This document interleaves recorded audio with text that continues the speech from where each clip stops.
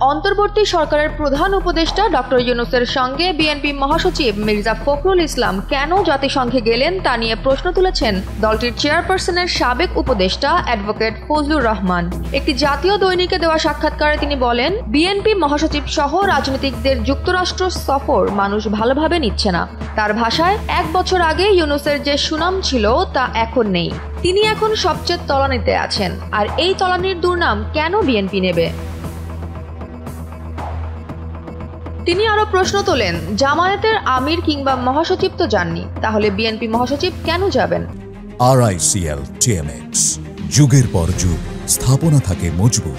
এরকম একটা ছেলের সঙ্গে যে কিনা এনসিপি পার্টির সদস্য, যে পার্টির এখনো রেজিস্ট্রেশন পর্যন্ত হয়নি, বিএনপির মহাসচিব তার সাথে একই প্রোটোকলে কেন যাবেন?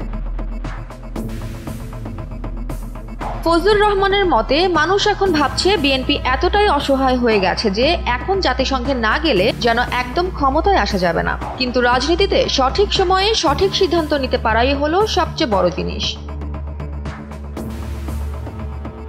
এদিকে ফজলুর রহমানের এমন মন্তব্য বিএনপির ভেতরকার দ্বন্দ্ব আর কৌশলগত প্রশ্নকেই বর্তমানে সামনে নিয়ে আসছে বলে মনে করছেন সবাই। যদিও বিতর্কিত নানা মন্তব্যের কারণে দলীয় পদ স্থগিত রয়েছে এই রাজনীতিবিদের।